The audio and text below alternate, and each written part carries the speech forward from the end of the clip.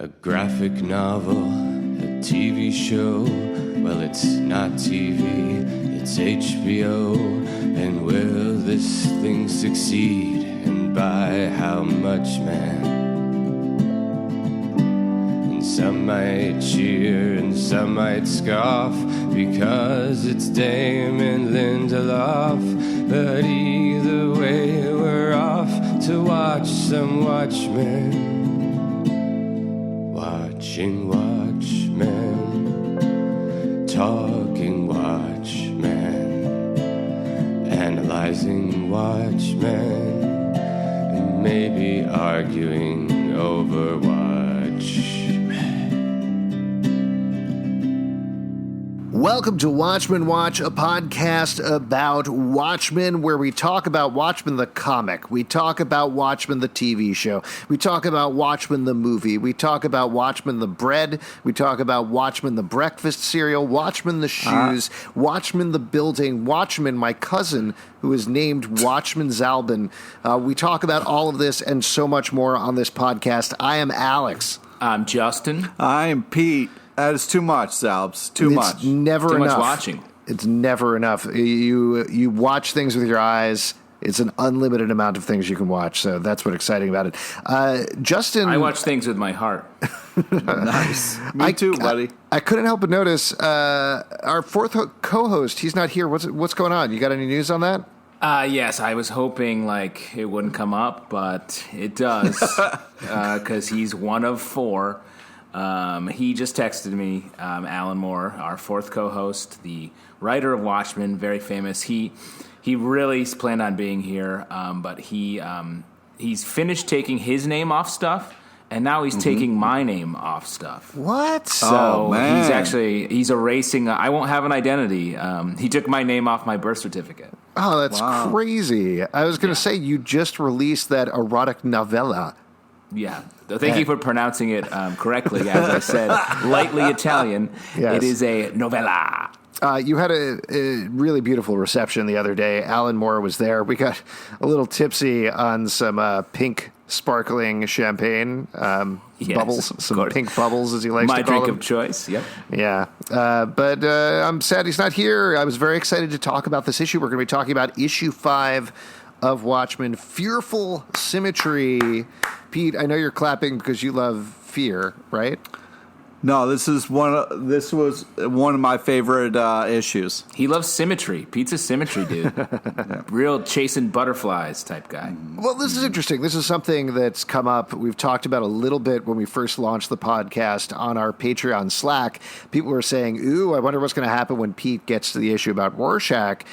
Because the discussion, which I thought was very well said with the Patreon members, a bunch of people were talking about how Rorschach as a teenager, or whenever you potentially first read Watchmen when you're sort of coming of age, you potentially identify with Rorschach. You're like, oh, I'm this nerd who's reading comic books.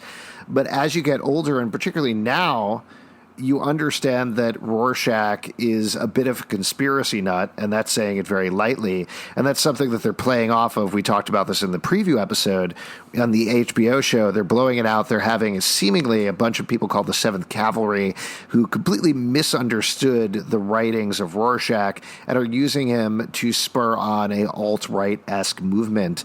Now, this is the issue. Last issue focused almost completely on Dr. Manhattan, his origin, what was going on in him, got on his head. It was a real thinking man's issue. It was. This issue, it's not completely Rorschach, but it's certainly the Rorschach issue. Is that why you were excited, Pete? And in total, given that you do love Rorschach that much, but we've been having these discussions on the podcast, did you view this issue any differently? No, I still very much love Rorschach. Think he's a solid dude. It's funny because dude. He's going to definitely show up for my bachelor party. Do you know what I would expect the most from Rorschach? If he saw you, give you a sweet fist bump. Yep.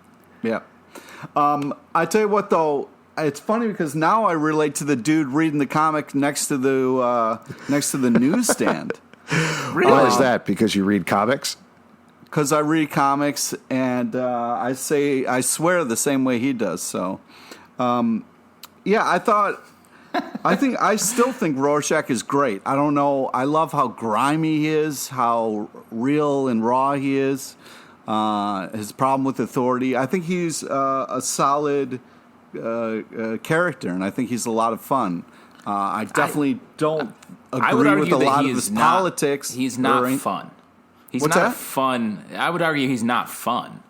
Oh, weird. He's like super negative. He has a horrible worldview. But what about that whole thing about look behind you? That was fun. What about shoving that dude in the fridge? That was fun. Well, he's throwing around this poor, broken down man who's dying anyway, and he's one of the few people that Rorschach encounters who is truly below him, and I think he takes pleasure in inflicting pain on him, which is something that is not super heroic. Right.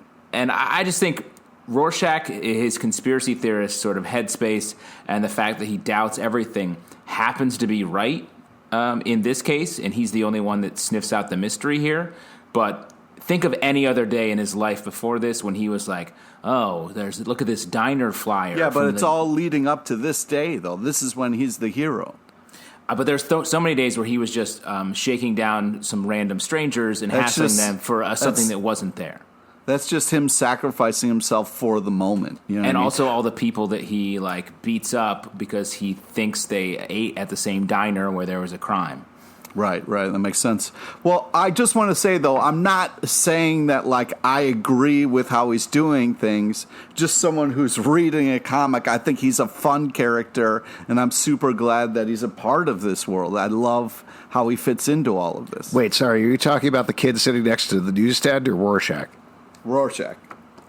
What? Yeah, I mean, it's a great character in this story. It's right. To Alex's point, it's just so interesting the way you read it when you're a kid, and it's like cool to be. And this is also when we were reading this was probably in like the mid to late 90s, early 2000s, where like badass comics were all about like, oh, who's this mysterious badass who dwells in darkness, all that shit, and. He seemed just cool, and now you see all the stuff that sticks out as like, whoa, his worldview is actually bad. Right. Well, on a thematic bent, just to take a step back from this a bit, and we were talking about this quite a bit during the Dr. Manhattan podcast, but I think it's also very much applicable here. Among the other themes that they're dealing with very heavily in this comic, on the character bent, it's a lot about can you change? And more than can you change, it's can you change from whatever your formative point was? That's something that Dr. Manhattan is dealing with. He was remade when he was blasted apart. Is he John Osterman? Is he Dr. Manhattan? What is he now? Is he something that exists simultaneously in that moment when he was destroyed, as well as the past and present and future? And Rorschach, or is he the pirate and on that raft? That's the one thing I don't think he is. No, he's not. Again, I was talking about Dr. Manhattan, but Rorschach is, you're jumping all over the place, Pete. Rorschach, in a parallel, he is the character that cannot move on from the heyday of being a vigilante.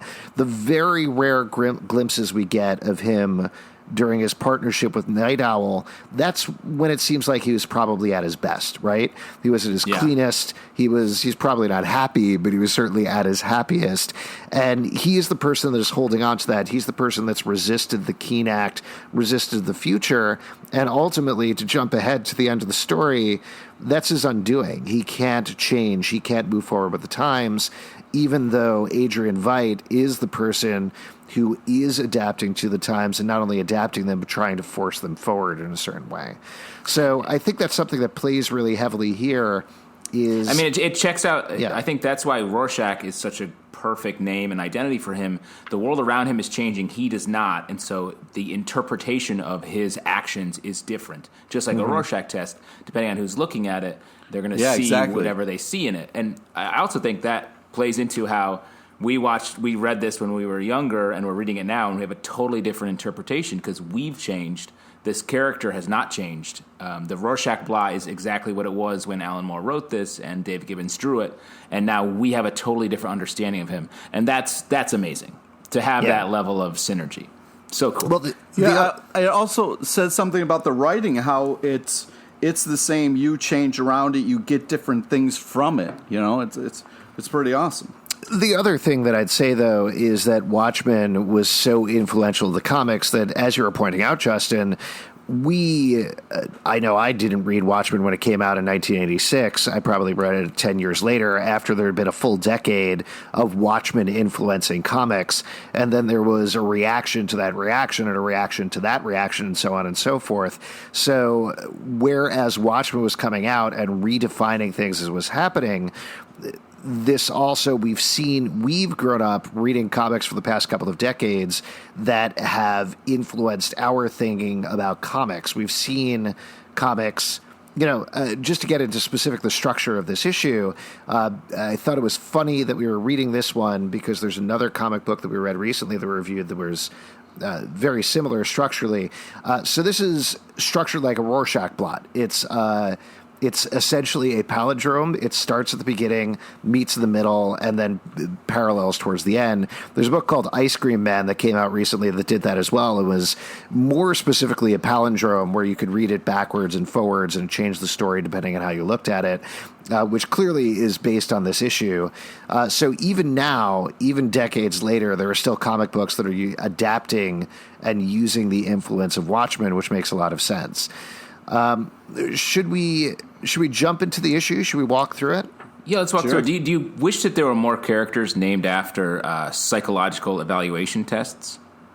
Absolutely. Like role play would be a fun, okay, I'm the hero, but now I'm going to be the villain. Yeah. You be the hero. And let's see how this goes. There was that comic book that came out that was called Sometimes It's Just a Cigar Man. Oh, yes. that was kind of interesting. Yeah. Of course, Oedipus, the original superhero. Oh, yeah. Oh, yeah. Yeah. Cool. Here, I'll start walking us through the issue. So we have this first page, which again is paralleled in the final page as well, where we see some footsteps. One of the great things about this issue in particular, we've talked certainly about Alan Moore and we've talked about Dave Gibbons. We've only touched on John Higgins' coloring a little bit in various issues. It's so prominent here in particular because almost every panel changes the coloring, like there's almost a light flashing back and forth, sort of rolling back and forth here. And we get that in particular. It sets that up right in the first page as somebody, it turns out is Rorschach, walks up this dirty stairway on his way to find Moloch, who he knows more about whatever conspiracy is going on. Then to Pete's point, I sort of get what Pete's saying, because you do have a sense of like the extreme vigilante, like the Punisher and whatnot, him doing things where Moloch slowly walks through his house and then eventually finds a note in the refrigerator with the Rorschach blot that says "behind you," and then he turns around and Rorschach is there and Rorschach pushes him into the fridge. What do you think, Justin? You seem a little more conflicted about this. Moves like this, are they cool to you, or do they feel dangerous? It was cool. It's a cool move. It's a cool, storytelling thing, but putting myself in the head of, Rorschach, why do this to this poor? He's just scaring. Maybe I just have more sympathy for Moloch now. He didn't need to. This is playing a prank on this poor man who he knows he's dying. He knows he's terrified. It's just unnecessary. And then he's just going to hassle him anyway. But just to back up the truck a little bit, the coloring, it's one of these things where it's art and stuff like this that makes it so easy to go back to this book. Because the paneling, because the coloring is so awesome, it doesn't get tired to look at it and to kind of go back and reread it again. There's so much cool stuff going on in this book that it's just, you kind of, as we mentioned, get different stuff. But yeah, sure. But he doesn't know what's going on with Moloch. He thinks that Moloch is maybe holding back information. So regardless of his health, regardless of that stuff, he wants information and he feels he's in the right and getting it this kind of gruff, overly masculine way. I mean, I take that point. I guess Moloch could be involved somehow, but right. Do you think Rorschach thinks that he is here? Well, he definitely does, because he goes to his place to get info from him And in his mind, it's like he knows what's going on. He's on the list. He's got to be in the loop. I do think Rorschach is very much grasping at straws. Like, this is one of the flaws with him, right? Is that he is eventually right. He does manage to stumble on the right answers, but he's going for everything. There was an issue back where he looked at Laurie and Dan being together, and he's like, well, they're probably cheating on Dr. Manhattan. Maybe they planned the whole thing. Maybe it's Laurie. I'm going to go after her, which... is just as crazy as any other possibility. It just turns out he stuffs Moloch in a fridge and eventually discovers the right answer and gets on the right track with things. To your point, Justin, I think part of it is that now we're 5 issues in, right? These superheroes are not good people. They haven't had a good relationship with the world. They haven't done a good thing. So if it was another comic book where we're like, fuck yeah, Rorschach, yeah, go for it, Rorschach, get him, get that fucker Moloch the Mystic, I get it, but we know he's a sick dude with cancer who maybe did some not so nice things in the past, but ultimately he's going to die very soon, so it's not deserved what's happening to him from Rorschach.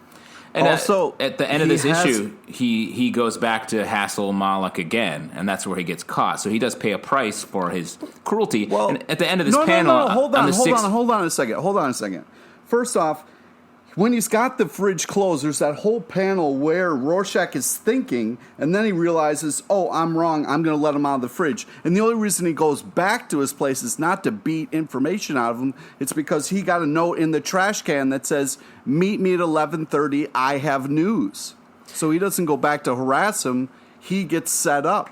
I think you're wrong about that, and I think you're wrong on both counts. First of all, with the refrigerator thing, he's stuffing Moloch in the refrigerator, and Moloch says, oh, no, oh, God, don't. Rorschach, please, it wasn't me, I don't know who it was. He closes in the refrigerator, and he doesn't think better of it. He realizes, okay, I think Moloch's kind of telling me the truth now, so I'm going to let him out of this refrigerator. He doesn't feel bad about it. No, he realizes, he doesn't know anything, and he lets him out.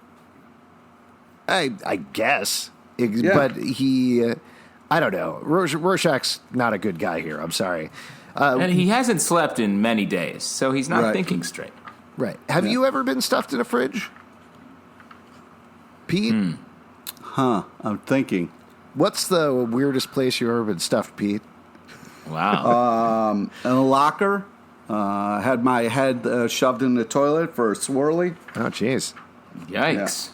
Wait, were you really stuffed in a locker? Yeah, dude. By a bully? Yeah. Oh, man. Football players. Oh, wow. Wow. I had to do that to myself. Oh, you didn't even have a bully? No, that's not a joke. Back in my day, we didn't have bullies. Last week of school, I was like, I was a nerd. I had never been stuffed in a locker, so I stuffed myself in a locker just to get the experience. Wow, nice. Got your cred. Yeah, Did you close it all the way, and did someone have to let you out? Yeah, I closed it all the way. My friend was waiting out there, and I said, okay, you can let me out now, and then he did. Okay. Did you give yourself a wedgie? Were you playing out your own, father issues on yourself? Listen, I don't want to get into it, but yes. Did you comb your hair back? Hold on, Justin, I see what you're doing. Where's the weirdest place you've been stuffed? Oh, interesting. I guess I haven't really been stuffed in a lot of places. Wow. I was in a cave once for a long time. For a long time? Well, I was in there where I was like, I don't want to leave. Oh, okay. Like you went on a cave tour? Oh, I was in a culvert underneath a railroad tracks, and there was a beaver in there with us, and that was a place I didn't want to be. Were you in a cartoon at the time, or what was going on? We were, so this is just how my countrified cred, which clashes with my nerd cred, there was a beaver dam that we had to break up because the water in the lake was getting too high. So we had to go down and break up the beaver dam. And part of doing that, we crawled into this culvert because it was dammed up, and the beaver happened to be there, and he was in the water like the monster in Star Wars in A New Hope that's after them in the trash compactor. Yeah, in the trash compactor, right? Yes, that's called Dianoga. Anyway, go on. Did you try shooting the beaver with your laser gun? Alex, get back in your locker for saying that. All right, yeah, sorry about that, Didn't need guys. to say that. Get in your locker. And that's where my third brother was killed by that beaver that day. Oh, Jesus. Oh, man. Wow, the third That took a Tyler turn. brother. They rumored that for so long in the comics, and then finally they revealed the third Tyler brother. That was huge. Yeah, we called him Jason X. Oh, dude. Let's go back to Rorschach just for a second. So as he's walking out of Moloch's place, we get a glimpse again of the sign that's outside there, which is a skull and crossbones made out of an R, to the point that Pete made earlier. Do you think, at least in this comic, in this issue, or is it all of the issues, that Rorschach is the pirate in Tales of the Black Freighter? Could be. Interesting. Yes, I mean this issue has the most Black Freighter stuff up to this point as well. So, and he is the one who's sort of like whose life is like at the ultimate low point, where he's like lashing together pieces of information like the dead bodies of the people around him. I would argue that's what his worldview is, that there's nothing's worthwhile. He's just trying to get by, and he's willing to do anything, no matter how horrifying, to keep moving. Well, and he's also the person who he's the only one that realizes there's some sort of doom coming, unlike the pirate in Tales of the Black Freighter, who knows specifically it's the Black Freighter that's coming for everybody, that's coming for his family.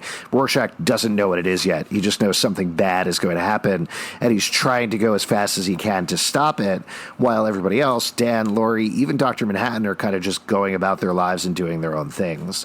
So I think that point is well made, Pete. Then we get a scene with the two cops, who are such interesting characters to me. Really? Well, they're interesting because like there's all these other bigger than lifelike characters, which are the superheroes, the Minutemen and the Crime Busters and everybody else. And then you just have these two cops on the beat who keep coming in every once in a while, sort of like a Rosencrantz and Guildenstern figure. And it's fun to see them. I don't remember how many more times they turn up, but it was surprising to me to see them again in this issue. What? All right, well, before I unpack that, I just want to talk about, I love how, we kind of have Rorschach's journal talking about a flash of enlightenment, and then the next panel is Buddha on the back of a door, with blood. I think that's pretty awesome. You love a little Buddha? You love a little Buddha? Well, I love the enlightenment cut too. I think that's a fun thing. Well, a couple of things about it. I mean, first of all, it has the same blood splash as what's going on Eddie Blake's smiley face button. So it's definitely been defaced in that way. Like, it's exactly the same way. And then also, it's something that's perfectly even and parallel, like the Rorschach blot, like the sign outside Moloch the Mystic. So also, there's that. Like Dr. Manhattan's kind of like world he's building on Mars. No, I don't think so. I mean, that's a little uneven in terms of his watch cogs and stuff, right? He's just trying to create order, but Rorschach has the same thing backwards and forwards, and I think that's what's going on. I don't know why you're fighting me on this. Well, we also get in the first half of the issue, we get this triangle with the Buddha, and in the second half of the issue, we get the triangle with the, oh gosh, what do they call them? Not gay lesbians, whatever they're called in this world. That it's something slightly different than what it actually should be. We'll find it when we get to it. But all right, I'm just saying, though, when Dr. Manhattan's floating on Mars, all these triangles start appearing in the ground and then keep growing up. So, yeah, those are the watch cogs. Right, but I'm saying they look like triangles, which is what Buddha is in. They're wheels. So. They're wheels. They're circles, Pete. We see a lot of triangles just in our life. Killing me, man. The page here, there's just literally triangles on it, where Dr. Manhattan is. If you go to the next page, there's a triangle. Think about that. Yeah. If you fold over the corner of the page, there's a triangle. Okay, cool. Pizza's a triangle. All Slices. I'm saying is some people see triangles, some people see circles. Let's just call them shapes, All right, let's talk about the cops that you love so much. I do like those cops. But I think we could actually move on. We talked about the Black Freighter a little bit. There's a scene. Why do you like the cops? They don't seem very good at their job or aware of anything. I like them because I am curious to see more of them, how they play into the narrative. Okay. That's all. They feel like makes sense. they're just another example of sort of the bleakness of the everyday world. Like we get these two scenes back to back of the cops who sort of like don't know what they're doing and just like talking about how the world's all fucked. And then the next scene is the kid reading the comic book, or I guess the man reading the comic book, and the newspaper dealer. And they're talking about the same thing, but they're like sort of a little more scared as opposed to being resigned to their fates. Yeah. Yeah. Now, I just want to also say we talked about like reading it younger and then reading it now. When I was a kid, I definitely didn't pick up on how meta this was, having a kid read a comic while I'm reading a comic, you know? Do you think it would have been kind of interesting if they had the pirate in the Black Freighter tale also reading a comic? Like maybe a comic about Pete LePage? That's good. I think I would have picked up on that when I was younger. Maybe they'll do that in the show. Ooh. Personalized shows. That's the next iteration. After that, we get a quick scene with Dan and Lori as their relationship starts to build a little bit in this issue. Lori has been kicked out of the place she was living. She's lost all of her money. She doesn't necessarily want to look for a handout, but Dan says, hey, you can stay at my place. That's absolutely fine. And there's this great panel. We've talked a lot about the juxtaposition in this comic book, but there's a great panel at the end where they've finished their meal, they're walking away, and it says, we're both leftovers. Yeah. The other thing... HBO's The Leftovers. HBO's The Leftovers. It's a huge hint going on there. Synergy. He also says, we're lost. Yeah. And hashtag Damon Lindelof. Yeah. Wow. It's crazy that they said hashtag back then, because that was sort of not very popular. Now, Justin... Yes? When you were like, it was just you and the beaver in that, little tunnel thing. Culvert? We see a guy stranded in a raft and kind of pulls a pigeon out of the air and eats it. And then it cuts to, Night Owl there eating, kind of holding it the same way. Were you worried it would come down to you and the beaver and you would have to eat the beaver? Yeah, I'd eat the beaver and I'd make a little hat out of it. It was just I didn't like when the beaver was bumping into my leg with its sharp teeth. Ouch. Yeah. That's terrifying. Scary. I mean, I'm not, beaver's not a scary animal, but put yourself in a tube where you can't really see the exit. It's very far away. It gets scary. I want to say something else about... Yeah, please. Before we move on, I love this panel where you have Dan looking out. It's like straight out of a romance comic, except he's in what they traditionally would be the woman's role of like looking fraught right at the camera as someone walks away. And I feel like that's a purposeful reference here, and it's great. Yeah. Also, it's nice to see that the guy is looking that way, That's what Justin just said. Yeah. There's also the other two things that I'll point out about the scene, and then we'll move on. You mentioned, Pete, the cut from the pirate on the Black Freighter desperately eating a seagull to Dan Dryberg desperately eating a chicken leg.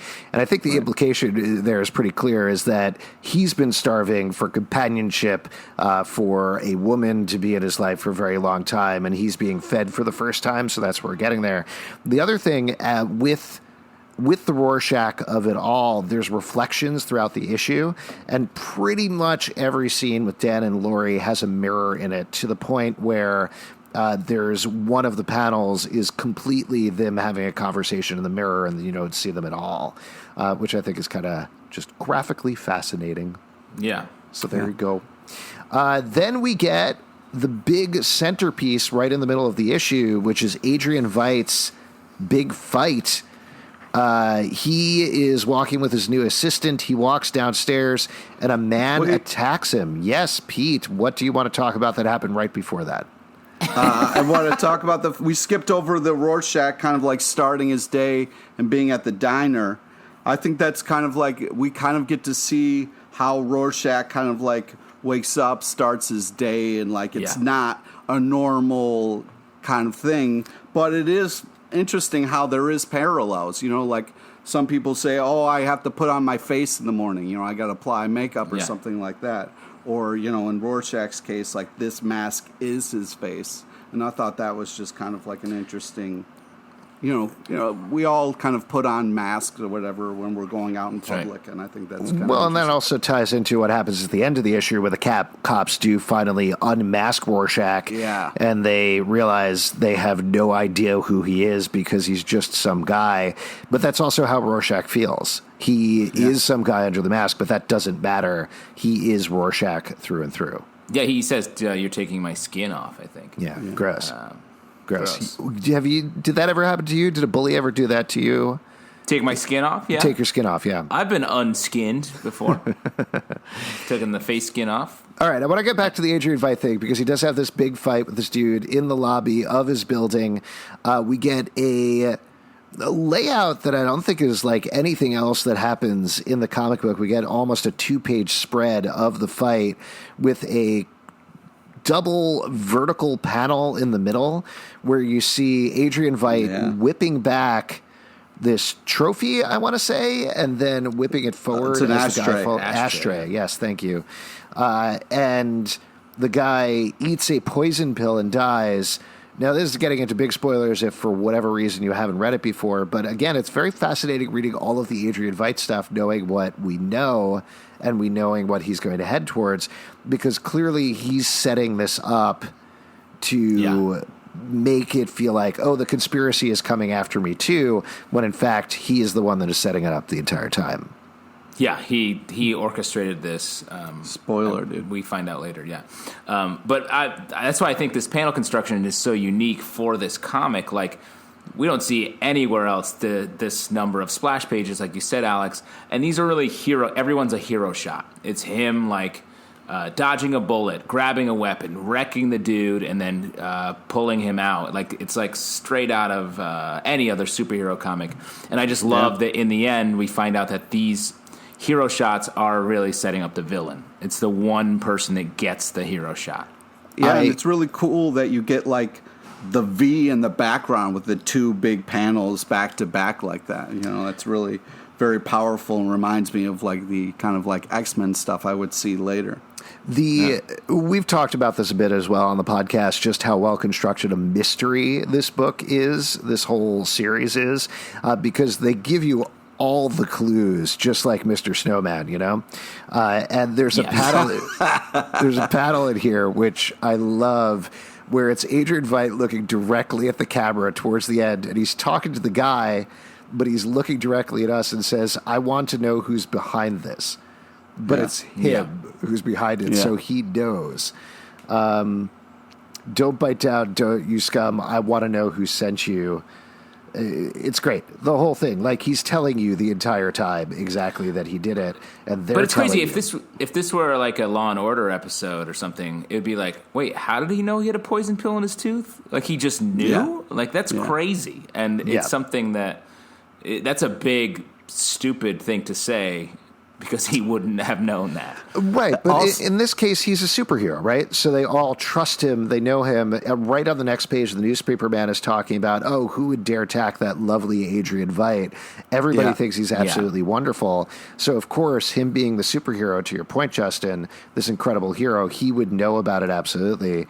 And then the one last thing, just again, in terms of him like straight up telling us what's going on, there's this whole thing where the assistant wants to make some action figures in his action figure line. They want to make enemies. And he's like, well, who would you make them of? And the last thing he says in the scene is, if they ask why, just tell them I don't have any enemies.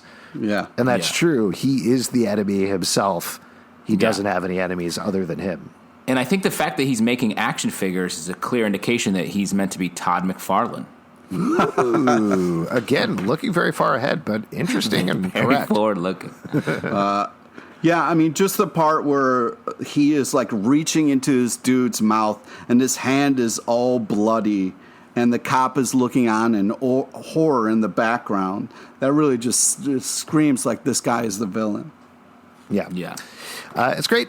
So then we get another page of the Black Freighter. We get and people reacting to what went on with Adrian Veidt. We get another page of Rorschach. And then we go back to Dan and Laurie again with the mirrors. We get a scene where he walks her into her bedroom, stares at her longingly in the mirror for a moment. Now, we touched on this the last episode with the Dr. Manhattan-Laurie relationship.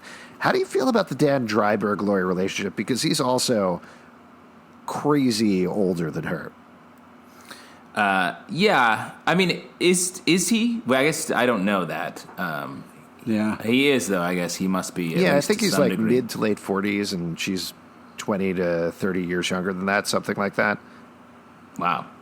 Hey, it must be. It's probably like a 20-year age gap or something. Yeah, something like that. I mean, the way they are on the issue, they feel like contemporaries. So I don't think we're meant to. I guess in the same way, why is she so young? Because that's a weird thing, and it keeps coming up. But the comic doesn't emphasize that in any way. Yeah, I didn't. It's not something that I was. I mean, when you talk about it, it's not something that they play with at all. It doesn't seem like. Well, I mean, I think they do, but she says, "You're like a big brother," you know that?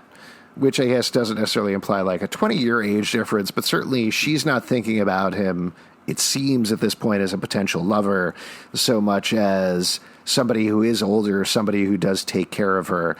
The more that I read this book again at this point, it feels like in a 2019 vein, the women certainly get a short shrift of this book.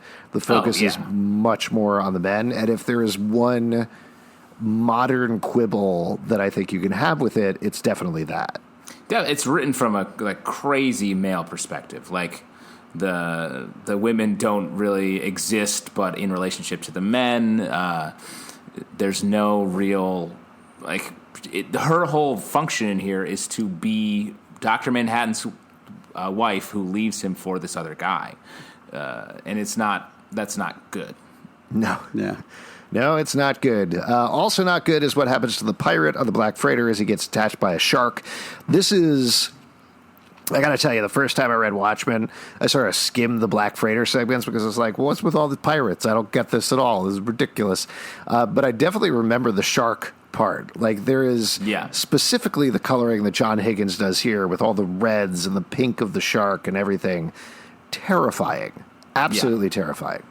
Terrifying, super intense. It really plays well. Like, I agree with you. When you're younger, I feel like you're not able to draw the literary juxtaposition that's there quite as much. But it's so cool reading it now. Yeah. And it's also very interesting to kind of like get across like how like crazy the pirate is or whatever. Like we can see the coloring of the shark, but he also kind of describes it in a different color, which also just hammering down like what he's been through and how like not really he's aware of everything that's happening, but also has a skewed vision. Do you think though that this scene with the shark is all to set up the raw shark joke that happens in 2 pages? Yes. No, but I think I also think it's about this is the parallel to the story, and it's just another sort of advanced clue to what is actually happening in this whole story. Right. Well, because then we get the Rosencrantz and Guildenstern style cops again. They're trying to figure out what's going on with Eddie Blake. And in the middle of that, they get a phone call telling them that somebody has seen raw shark, and they realize what it actually is. Did you realize when they said raw shark and they realized what it is, what they were talking about, or did it take you a minute? It took me a minute. It's one of those things that sort of makes you think. It draws you out of the story. It sort of like makes you look at the matrix of it for a second, because it's like, wait, what are they talking about? And then it puts I think that's an interesting technique to do here. Is sort of like resets your brain in a weird way, because look, it's one of the only panels, especially with these cops, where there's just the punchline of the joke and a huge reaction from the cop in the foreground. It's like such an emphasized moment, and I think it's meant to sort of get you keyed back into the mystery. Yeah. I don't know, it just seems like this weird dad joke in the middle of a comic. I don't know. It made me laugh when I realized. I also felt super dumb that I didn't pick up on it as it happened until I saw Rorschach on the next page, and I was like, oh, yeah, okay, I get it. I get what we're going for. But then we get into the next scene with Moloch that we talked about before, which does visually parallel almost exactly what happens towards the beginning of the issue, except this time, as we come around Moloch, we find that he's been shot in the head, Rorschach has been set up, and then we get this action sequence, which, to the point you were making earlier, Justin, Rorschach goes beyond vigilante justice here to the point where I think he is cruel to these cops who are trying to track him down. What's your guys' take on it? Well, I would just like to say the coloring of Moloch being shot in the head was really powerful and amazing, and it's kind of spooky. The first time I read it, I was really grossed out.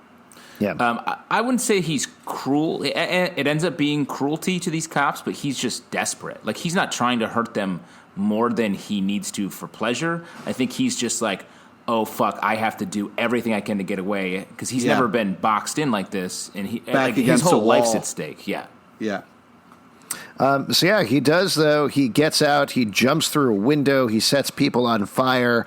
Ultimately, they catch him, they unmask him, and there's one, again, like, I read this personally as a joke, similar to the raw shark thing, but the second to last panel, after he's screaming, "No, my face, give it back, who the hell is he?" They drag him off. He's lost one shoe, his hat is hanging on the other side, and the dialogue is everything balances, when clearly this panel in particular does not at all. You have one shoe on, one shoe off. You have the hat in the upper left corner. Certainly it parallels stuff that's gone on at the beginning, because we had the newspaper, we had one shoe hitting the puddle at the beginning. We end with the reflection of the pirate-esque sign. But I don't know, I just thought this was a funny thing where you've had this whole mirror image issue, and the second to last panel is something that throws off that pattern in a certain way. But I think on the theme of the story, like at the beginning of this issue, Rorschach's walking in super confident, cocky when he's confronting Moloch. He plays a weird trick on him as part of the mystery, and he steps in this puddle with intention to go do that. And the second to last panel, he's being dragged back out of the house at its absolute lowest. So I think it balances out emotionally for Rorschach, where he goes from the top, he's in his element, he's solving a mystery, he's making moves forward, to absolutely back to the lowest point he could possibly imagine. I think that's fair. That makes sense. Let's talk about the back matter as well, because there's a whole history of pirate comics that goes on here, which I thought was so neat, and it actually includes a lot of real writers and artists and contemporaries of Alan Moore who were working at DC Comics. And for those of you who didn't read this or didn't maybe listen to a previous episode of the podcast, one of the things that's going on in this world is, because superheroes existed, very specifically, Marvel Comics totally failed. And Marvel Comics totally failed because their big hit was Fantastic Four #1. They made all of their money off of superhero comics, so they never became a thing in this world, versus DC Comics, which has historically actually always been very adaptable in terms of the times, or at least more adaptable seemingly than Marvel. And here what they did was they had some hit pirate comics when their superhero line was starting to fail, and they followed that path down, and pirate comics became the biggest thing in the world. I thought this was great. Even more than the under the hood stuff, I really love this one. I thought it was fantastic. Yeah. It's such a funny detail, and I know we've talked about it before, that pirate comics are so successful in this world. Like, it's so weird, and so it reminds me of what is it, the comic about eating, where Chew, where the chickens are revered. Yeah. That's such a funny random detail of that world that doesn't really play into the action, at least at the beginning, and it's so funny. Yeah. Another thing that I really like about these sections, and again, I'll cop to the fact that I pretty much skipped over them the first time that I read Watchmen, is how good Alan Moore is at writing in different styles, which I think is an incredibly different thing to do. Specifically, I find a lot of times when people try to do the Watchmen thing of having back matter, it feels like a comic book writer trying to do it. You know, my day job is writing news, so certainly like I focus on that and I get very picky about that. But when somebody who is not a news writer writes a news article in a comic book, it always feels super off. Like it does not feel like something anybody would actually write. But the under the hood sections feel like a dishy tell-all autobiography. This section, writing about the pirate comics, really does feel like a super scholarly look into the history of comics. Again, not that it's a huge revelation that Alan Moore is a good writer, but I've been very impressed to read those just in terms of the different voices that he puts throughout them. And yeah, the specificity is cool. It also reminds me, since we're, we also talk about other comics, it reminds me of Hickman's X-Men run, where it's like you're getting a lot more like layers to what's happening, and there's actual just kind of writing in between the art and real comic. Do you think he ripped off Hickman's X-Men run? Yeah, I definitely think Alan Moore ripped off Hickman. Yeah. Alan Moore just texted me and he said he did. Oh, wow. I love how he always knows exactly what we're talking about, even though we're not here. That's why he's my pink champagne buddy. That's the weirdest thing is like since we're recording this separately over Skype, like he is Skyped into this call. He's just not saying anything. I can see your face, buddy. Because he's busy. I can see your face. Yeah. Oh, I love that guy. If you would like to support our podcast, patreon.com/Comic Book Club. Also, we do a live show every Tuesday night at 8 p.m. at the People's Improv Theater Loft in New York. Come on by. We'll chat with you about Watchmen. A couple of different places socially you can check out this podcast. Pete, you remember what the Facebook page is? Nope. Slam. Great. It's Watchmen Watch Podcast on Facebook and Instagram. Justin, you want to plug that Twitter? Yes, it is. Our Twitter is Comic Book Live, and the Watchmen one is Watchmen Watch 1. Is that right? That is right. There's a 1 in there. There is a 1 in there. Also, we didn't do this on the first couple of episodes. I did want to give a shout out to Jeff Solomon, who wrote the theme music for the show. Yeah. So good. You can check him out on Instagram at MegaJerf. That's his Instagram address. It's mostly pictures of beautiful food and cocktails he made, but he writes good music as well. So thank you, Jeff, for doing that. Thanks, Jeff. Check us out at comicbookclublive.com for this podcast and more. Our podcast is now live everywhere, so please be sure to subscribe to the specific podcast feed. iTunes, Android, Spotify, Stitcher, app of your choice. Particularly on iTunes, if you wouldn't mind going over and rating it and leaving us a comment, that would be much appreciated. And remember, we taped this podcast 35 minutes ago. Bye, Alan. Oh, you'll be here next. He just texted me. He'll definitely be here next week, and he means it.